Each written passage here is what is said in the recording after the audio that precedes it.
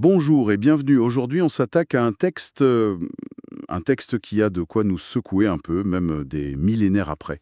Hmm, On va explorer les 9 premiers versets du livre de l'Ecclésiaste. La source, c'est le texte lui-même, attribué à l'Ecclésiaste, fils de David, roi de Jérusalem. oui, Et l'objectif, c'est de vraiment essayer de comprendre ce que ce prologue nous dit sur notre rapport au travail, au temps qui passe et à notre quête de sens, finalement.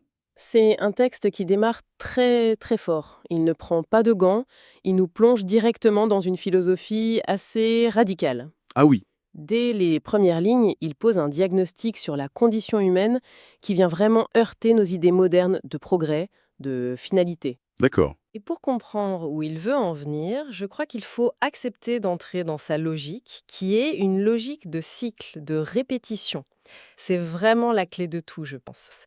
Alors allons-y. Le texte s'ouvre sur l'identité de celui qui parle, et ce n'est pas n'importe qui. Verset 1. Parole de l'Ecclésiaste, fils de David, roi de Jérusalem. Voilà. Ce qui me frappe, c'est que ce n'est pas un philosophe marginal ou un poète qui va nous parler de la futilité de la vie. C'est un roi, un homme qui est au sommet absolu de tout. C'est le point de départ fondamental. Et rhétoriquement, c'est un coup de génie. En se présentant comme fils de David, il s'inscrit dans la lignée de Salomon, la figure même de la sagesse et de la réussite. Donc le message implicite, c'est j'ai eu tout ce que vous pourriez désirer, la sagesse, le pouvoir, les richesses, les plaisirs, tout. Mon jugement ne vient pas de l'amertume ou de l'échec. Ah oui, c'est le contraire. Exactement. C'est je suis allé au bout du jeu et voici ce que j'ai trouvé. Ça donne un poids immense à ce qui va suivre. Et ce qui suit, ça arrive comme un coup de poing. Le deuxième verset, c'est la phrase la plus célèbre du livre, je pense. Sans aucun doute. Vanité des vanités, dit l'Ecclésiaste. Vanité des vanités, tout est vanité. On l'entend tout le temps, cette phrase, mais souvent avec un contresens. Quand j'entends vanité, je pense à l'orgueil, à quelqu'un d'arrogant. Mais j'ai l'impression que le texte vise autre chose, non? C'est l'erreur d'interprétation la plus commune, et elle fait passer à côté de l'essentiel. Le mot hébreu original, c'est Evel. Ével. Oh oui, et la meilleure image pour le comprendre, c'est la buée, le souffle qu'on expire un matin d'hiver. Ah, d'accord. Elle est là, on la voit un instant, elle a une apparence, mais elle n'a aucune substance. On ne peut pas la saisir, et elle disparaît sans laisser de traces. Voilà ce que veut dire Eval. Donc ce n'est pas un jugement moral. Pas du tout. Ce n'est pas le monde qui est mauvais ou orgueilleux. C'est un constat presque physique. Tout ce qui compose notre existence sous le soleil est éphémère, insaisissable, comme de la fumée. Cette image de la buée, oui, ça change tout. Ce n'est plus du cynisme, c'est une description de la texture de la réalité. Et ça débouche logiquement sur la question qui nous hante tous, celle de nos efforts. Verset 3, quel avantage revient-il à l'homme et de toute la peine qu'il se donne sous le soleil? C'est d'une modernité incroyable, on dirait la question d'un cadre au bord de l'épuisement professionnel. C'est exactement ça. Il faut lire ce verset à la lumière de ce qu'on appelle aujourd'hui le burn-out. L'Ecclésiaste ne demande pas à quoi ça sert de travailler, il demande quel est le bénéfice net. Le bénéfice net. Oui, le mot hébreu yitron est presque un terme comptable. Après toute cette peine, cette sueur, cette anxiété, que reste-t-il de durable une fois qu'on a tout soustrait? D'accord. Et c'est là qu'intervient l'autre expression clé, qui est le cadre de toute son analyse. Sous le soleil. Il la répète sans cesse. Et qu'est-ce que ça délimite, ce sous le soleil? Ça délimite son champ d'expérimentation. L'auteur nous dit « Pour l'instant, je ne vais pas vous parler de Dieu ou de l'au-delà. Restons ici, sur Terre. Sur le plancher des vaches, en gros. » Voilà. Regardons la vie telle qu'elle est, d'un point de vue purement humain. Dans ce monde matériel et observable, quel est le profit réel et permanent de notre labeur? La question est posée. Et la première partie de la réponse, c'est que cet effort est non seulement épuisant, mais insatisfaisant. C'est l'idée du verset 8. Toutes choses sont en travail, l'œil ne se rassasie pas de voir, et l'oreille ne se lasse pas d'entendre. Ouais, c'est fou. L'œil ne se rassasie pas de voir. C'est la description de notre fil Instagram écrite il y a 3000 ans, absolument. Il décrit là une condition humaine fondamentale. Nous sommes des êtres de désir insatiables. L'œil veut toujours voir une nouvelle image, l'oreille un nouveau son, l'esprit une nouvelle info. Exactement. Il y a une agitation perpétuelle, pas seulement dans nos actions, mais même dans nos perceptions. Et cette agitation ne mène jamais à un point de satiété, jamais à un moment où on se dit « ça y est, j'ai assez vu, je suis comblé ». C'est la structure même de notre expérience, en fait. C'est ça. Ce n'est pas un défaut moral de notre part, c'est comme ça qu'on fonctionne sous le soleil. C'est une quête sans lignée d'arrivée. Et c'est une autre facette de ce qu'il appelle Evel, la futilité. Donc on est dans une sorte de roue de hamster. Comment est-ce qu'il appuie cette idée liquidite?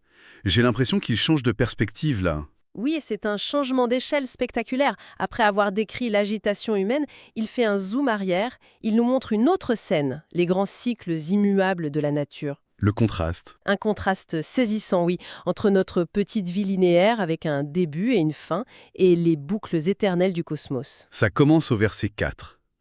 Une génération s'en va, une autre vient, et la Terre subsiste toujours. Le décor reste, les acteurs passent. C'est simple et brutal. La Terre nous regarde naître et mourir sans ciller. C'est ça. Puis il passe au soleil, verset 5. Le soleil se lève, le soleil se couche. Il soupire après le lieu d'où il se lève de nouveau. Le mot hébreu pour soupirer suggère un halètement, une course épuisante. Même le soleil a l'air fatigué par cette répétition. Oui, c'est l'idée. Il n'y a pas de nouveauté, c'est juste le même trajet jour après jour. Puis vient le vent, verset 6, qui reprend les mêmes circuits. C'est la même idée de mouvement perpétuel, mais circulaire. Ça bouge tout le temps, mais ça ne va nulle part de nouveau. Un mouvement sans progression. Et l'apothéose de cette démonstration, c'est l'image de l'eau. Verset 7. Tous les fleuves vont à la mer, et la mer n'est point remplie. C'est une image d'une puissance folle. Oui. Imaginez toute l'énergie déployée par tous les fleuves du monde. Ce courant incessant, pour un résultat nul. Le niveau de la mer ne change pas. C'est le symbole parfait d'une activité colossale qui n'aboutit à rien de permanent. Cette mer qui n'est jamais remplie. C'est le miroir de l'œil qui n'est jamais rassasié. C'est la même loi qui s'applique à l'homme et à la nature. C'est précisément son point. Il utilise ces exemples pour nous dire « Regardez autour de vous. Le monde entier fonctionne comme ça. Le soleil, le vent, l'eau, tout tourne en rond. Pourquoi votre vie, votre labeur serait-il différent ?» Et ce qui est fascinant et un peu angoissant, c'est l'indifférence de ces cycles. Ils ne se soucient pas de nous. Une civilisation s'effondre et le soleil se lève le lendemain exactement comme la veille. La nature est cette toile de fond immuable. Sur laquelle se joue notre petite pièce de théâtre éphémère. Toute cette argumentation, cette fresque, nous amène à la conclusion la plus difficile à entendre pour nous, je crois. C'est le verset 9. Le point culminant, oui. Ce qui a été, c'est ce qui sera. Et ce qui s'est fait, c'est ce qui se fera. Il n'y a rien de nouveau sous le soleil. C'est l'affirmation la plus provocatrice du passage. Attends, là j'ai du mal. Rien de nouveau.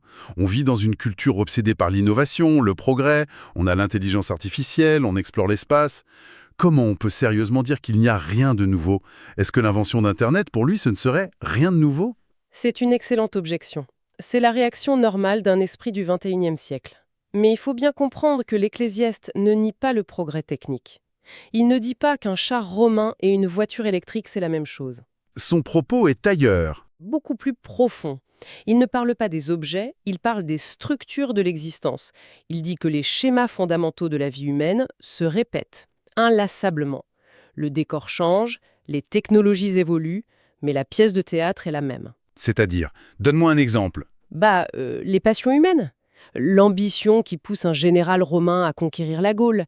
Est-ce que c'est si différent de celle qui pousse un entrepreneur de la Silicon Valley à conquérir un marché mondial? Vu comme ça. La jalousie, l'amour, la peur de la mort, le désir de laisser une trace, les dynamiques de pouvoir dans une cour royale ou dans un conseil d'administration. L'Ecclésiaste nous dit que le cœur battant de l'expérience humaine, ça ne change pas. Donc nos innovations spectaculaires ne sont que de nouveaux outils pour jouer les mêmes vieux drames. C'est une excellente façon de le dire, oui. L'histoire humaine, vue de sa perspective très élevée, ce n'est pas une ligne droite de progrès. C'est un grand cycle de répétition, tout comme la nature. C'est une vision assez vertigineuse. Si on essaie de résumer le voyage qu'on vient de faire, le tableau est incroyablement cohérent. Oui, le fil rouge, c'est ce diagnostic qui est implacable. Ça part d'un narrateur, le roi, qui pose sa thèse.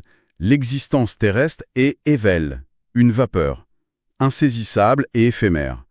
Pour le prouver, il regarde d'abord le travail et il le décrit comme une course épuisante, sans profit durable. Ensuite, il élargit le cadre. Il met cette agitation humaine en contraste avec les cycles de la nature, la terre, le soleil, le vent, l'eau, qui sont, eux, permanents, répétitifs et surtout... Complètement indifférent à notre sort. Voilà. Et ce double constat, de l'agitation vaine de l'homme et de la répétition éternelle de la nature, le mène à sa conclusion radicale. Sur le fond, il n'y a rien de nouveau. Tout est une variation sur des thèmes éternels. Mais c'est important de rappeler, comme tu l'as dit au début, que ce n'est que le prologue. Ce n'est pas la conclusion finale du livre. Exactement. Il est crucial de ne pas s'arrêter là. Ces 9 versets, c'est le point de départ. C'est le diagnostic. L'auteur démolit d'abord toutes nos certitudes, tous nos faux espoirs. Il nous force à regarder la réalité en face. Oui, sans le filtre de nos illusions sur le progrès ou sur l'importance de nos actions. Le but, ce n'est pas de nous laisser dans le désespoir, c'est de créer un vide, de faire table rase, pour pouvoir ensuite peut-être reconstruire un sens sur des bases plus solides. Il nous dit, voilà le problème dans toute sa brutalité. Maintenant, on fait quoi? Et ça nous laisse avec une pensée assez puissante pour la suite. Le texte affirme, ce qui a été, c'est ce qui sera. Si on accepte cette idée juste un instant comme une expérience de pensée, comment ça change notre regard sur nos propres ambitions et sur l'obsession de notre société pour l'innovation à tout prix? Est-ce que cette pensée est finalement libératrice, parce qu'elle nous affranchit de la pression de devoir laisser une trace unique, ou au contraire, est-ce que c'est paralysant, est-ce que ça mène à la résignation? Le texte, pour l'instant, nous laisse avec cette question, grande ouverte.